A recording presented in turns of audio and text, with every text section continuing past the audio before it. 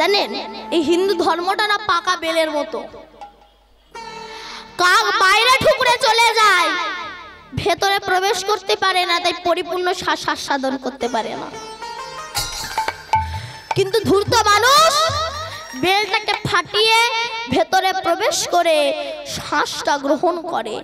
ঠিক তেমনি হিন্দু ধর্মটা পাকা বেলের মতো, যারা কিছু বোঝে না তারা বাইরে থেকে দেখে চলে যায়, কিন্তু ধূর্ত মানুষ, জ্ঞানী পণ্ডিত মানুষ এর ভিতরে প্রবেশ করে মুখ্য বস্তুটাকে আস্বাদন করতে পারে।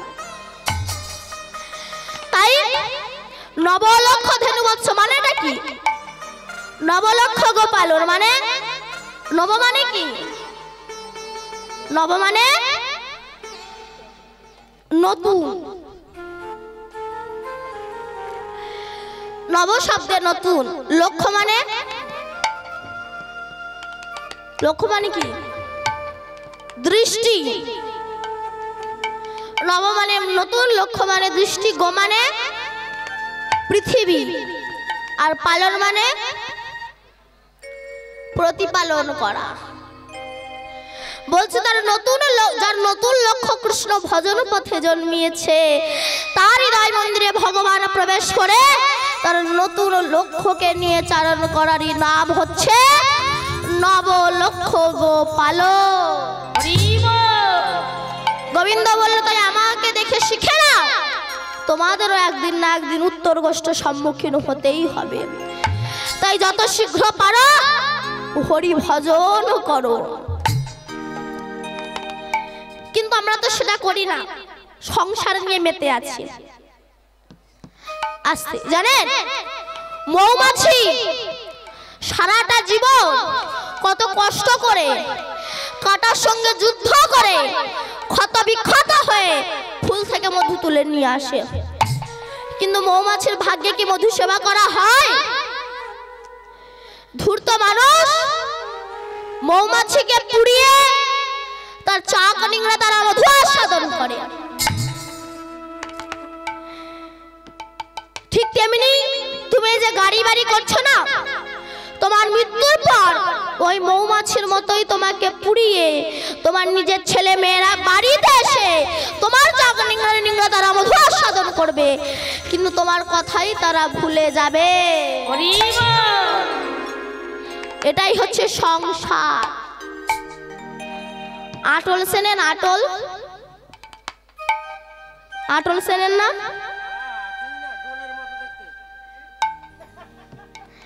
জল করে পেতে রাখে বা নদীতে পুকুরে পেতে রাখে কি ধরার জন্য? কি ধরার জন্য? হরিণ ধরার জন্য। কি ধরার জন্য? মাছ। মাছ যখন ঢোকে না, ও লেজ নাড়াতে নাড়াতে ঢোকে। ও জানে না আমি কোথায় যাচ্ছি, আমার শেষ পরিণতিটা কি হবে। তোমার ছল ছাড়িয়ে ভেজে খাবে। সংসারটা ঠিক এমনই জানেন। আস্তে বাবা মরে যাবে যাবে ভাব, ছেলে খাতা পেন নিয়ে এসে বসেছে, বাবা তুমি তো মরে যাবা। ও বাবা তুমি তো মরে যাবা, তা কার কাছে কত কি পাবা একটু বলে যাবো। বাবা তখন বলছে খোকা আমি গোষ্ঠর কাছে ৫,০০০ পাবো। ছেলে বলছে আরো বললো বাবা, আরো বললো। ছেলে কাঁদে, কুতে কুতে কাঁদে। বাবা আরো বললো বাবা। বাবা বলছে খোকা হেমন্তর কাছে ৯,০০০ পাবো। আরো বললো বাবা। এর মধ্যে ফট করে বাবা বলে ফেলেছে খোকা মামনি আমার কাছে ৫০,০০০ পাবে। যেই না বলেছে ছেলে তখন বলছে বাবার বয়স হয়ে গেছে তো মরে যাবে, তাই ভুল বকছে। যতক্ষণ বললো পাবো ততক্ষণ বাবা বলে, যেই বললো পাবে সেই সময় বাবা ভুল বকছে। এটাই হচ্ছে সংসার। তুমি যতই দুধ কলা দিয়ে কেউটে সাপ পোষো না কেন, সময় পেলে বলে মারবে। তাই সময় থাকতে থাকতে হরি ভজন শুরু করে দাও। কোনো বাড়িতে যখন কোনো ছেলে জন্মায় তখন সে কি হয়? খোকা, তাই তো? এইবার সেই খোকা আস্তে আস্তে বড় হচ্ছে, নার্সারি, এলকেজি, ইউকেজি, 1 2 3 4 কত ডিগ্রি চেঞ্জ হচ্ছে, তাই তো? এইবার সেই ছেলে যখন বড় হলো, বাবা ছেলের মাথায় টুপুর পরিয়ে দিল, ছেলে বিয়ে করতে গেল, তখন ছেলে কি হলো? হয়ে গেল বর, তাই তো? আবারও ডিগ্রি চেঞ্জ। দেখবেন বিয়ের সময় মেয়েরা কাঁদে না? কাঁদে তো? আপনারা কাঁদেননি? কাঁদে, কাঁদে তো? ও বাবা গো, তুমি আমারে পাঠিয়ে দিচ্ছ, তুমি আমারে ভালোবাসো না গো। ও বাবা গো, তুমি আমারে ভালোবাসো না বাবা। ও বউ অত কাঁদে, ওর বর কিন্তু কাঁদে না। ও হাসেও না, কাঁদেও না, শুধু দেখে। আর বউটা মাঝে মাঝে বরের দিকে তাকায় আর বলে, মরণ দশা।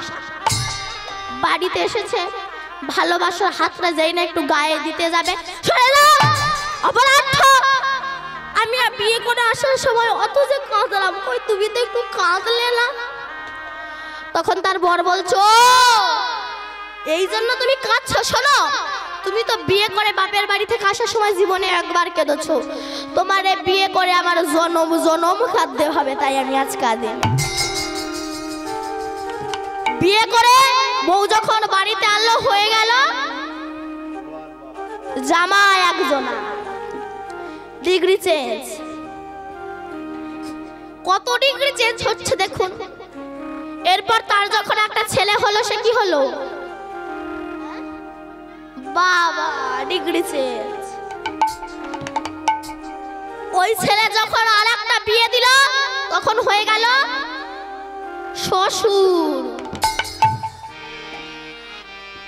তারপর তার যখন একটা নাতি হলো, হয়ে গেল দাদু। লাস্ট স্টপেজ,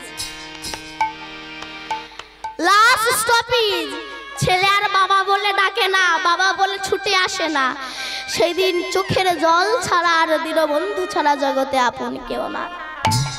আর যদি চুল কাটা ভুরু ছাটা ছিটিয়াল বউ ঘরে ঢোকে, বৌমা বলে, বাবা, ও বাবা, তুমি তো মরে যাবা, তা এই নতুন বিছানা কাপড় নোংরা করে দিচ্ছ, পায়খানা করে, তো তোমাকে কটা দিন গোয়াল ঘরে রাখি, জানো? তুমি রাগ করো না, হেসো না, রেডি হও। এবার গোয়াল ঘরে রেখে দিল। যে ছেলের সঙ্গে দিনে 100 বার না দেখলে আমার দিন যেত না, সেই ছেলের সঙ্গে দিনে আর একবার দেখা হয় না। যে ছেলের জন্য খাবার না কিনে দিলে আমার বুকে শান্তি হয় না, সে ছেলে আর বাবা বলে না। যে ছেলে বাবাকে দেখলে বাবা বাবা বাবা বাবা বলে ছুটে আসতো, সেই ছেলে আর বাবা বলে ডাকে না, মাঝে মাঝে বুড়ো বলে ডাকে। ওই শেষের দিনে দীনবন্ধু বিনে আপনজন আর কেউ নাই। খেজুর গাছ সারাটা জীবন আমাদেরকে রস দিয়ে যায়, তাই তো? কিন্তু বলুন তো, খেজুর গাছে কেউ কি একটু সার দেয়? না। কেউ কি ঘাস নিড়িয়ে দেয়? কেউ জল দেয়? বলুন, দেয় কি কেউ? না। কিন্তু সারাটা জীবন খেজুর গাছ আমাদের রস দিয়ে যাচ্ছে, আর প্রতিদানে পাচ্ছে কেবল দায়ের কাটো। তেমনি সংসারের বাবা মা সারাটা জীবন আমাদেরকে রস দিয়ে যাচ্ছে, এটা আমার ছেলে খাবে, এটা আমার মেয়ে খাবে, এটা আমার নাতি নাতনি খাবে, সারাটা জীবন রস দিয়ে যাচ্ছে, আর প্রতিদানে পাচ্ছে কেবল দায়ের কাটো। কেন? তার মধ্যে একটু রস কি আমার কৃষ্ণ চরণে দেওয়া যেত না? তাহলে বুঝে এত ব্যথা, এত যন্ত্রণা পাওয়া যেত না। শ্রীরাম, ধেনুবৎসগুলো একত্রিত করো। কিভাবে একত্রিত করবে? না, শিঙা বাজাও। শিঙা বাজালে ধেনুবৎসগুলো সব একত্রিত হয়ে যাবে আস্তে আস্তে। তা শিঙা বাজাবো, গোপালের কাছে শিঙা তো বাজাতে হবে। তা বলেন তো এই শিঙা তৈরি হয় কি দিয়ে? ঘোড়ার শিং দিয়ে, তাই তো? ঘোড়ার শিং হয় মহিষের শিং দিয়ে তৈরি। রাধে শিঙা বাজাও, তবে ধেনুবৎসগুলো একত্রিত হয়ে যাবে। তা আমাদের দেহ ছখানা গরু আছে, কি কি? কাম, ক্রোধ, লোভ, মোহ, মদ, মাৎসর্য। এই ধেনুগুলোকে একত্রিত করতে হবে শিঙা বাজি। কোন শিঙা? বদন শিঙা। আর বদন শিঙায় উচ্চারণ হবে কি না? হরে কৃষ্ণ হরে কৃষ্ণ হরে কৃষ্ণ হরে কৃষ্ণ কৃষ্ণ কৃষ্ণ হরে হরে হরে হরে হরে রাম রাম রাম হরে হরে হরে। বদন শিঙা বাজা, তবে ধেনুবৎসগুলো সব একত্রিত হয়ে যাবে। আমরা বলি সংসারের চাপে হরি ভজন করতে পারি না, হরি নাম করতে পারি না। ঢেকি চেনেন? ঢেকি ঢেকি চেনেন না? আপনারা কি চেনেন ঢেকি?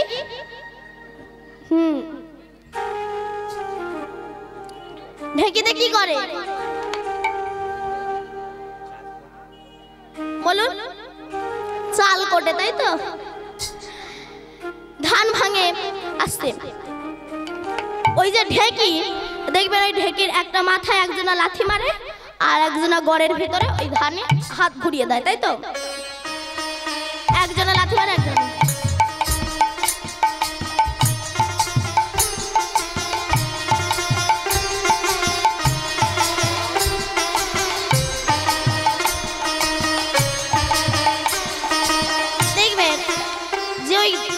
গড়ের ভিতরে হাত ঘুরিয়ে দেয়, তার কোলে বাচ্চা দুধ খাচ্ছে, চোখ কিন্তু রান্নাঘরে।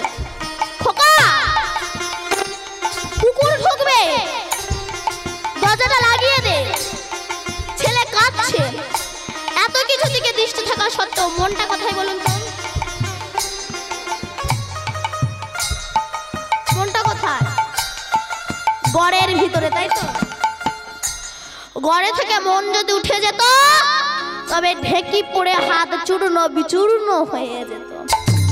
তাই সংসার করো, স্বামী সেবা করো, পুত্র প্রতিপালন করো, কিন্তু মনটা গোবিন্দ চরণে দাও, তাহলেই নিতাই গৌর হরি বল বলে গোবিন্দের কৃপা হবেই হবে। রাধে রাধে।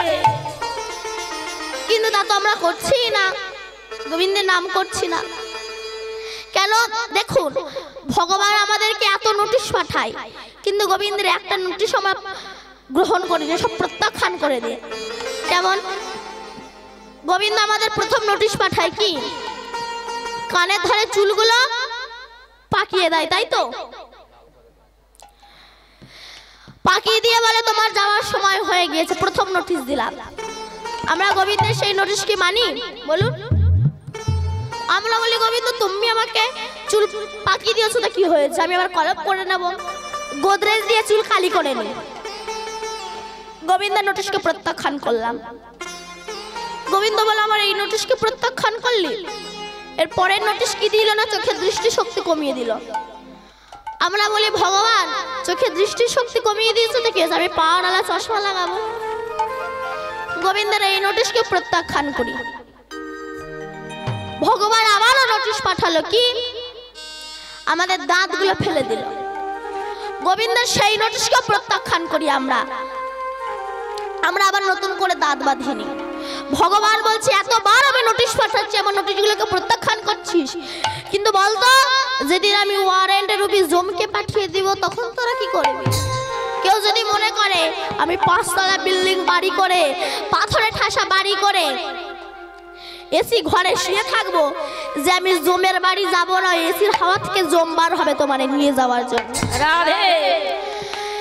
যেতে সবাইকে হবে, তো যেতে যখন হবে, তাহলে আমরা যার জন্য পৃথিবীতে এসেছি, যে নাম করতে এসেছি, সেই নাম করতে করতে যাব। কেমন? কৃষ্ণ বলে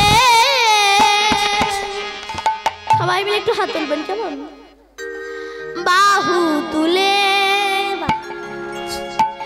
নাচরে মন হরি বলে। একবার কৃষ্ণ বলে বাবু তুলে নাচরে বলে হরি বলে। একবার কৃষ্ণ বলে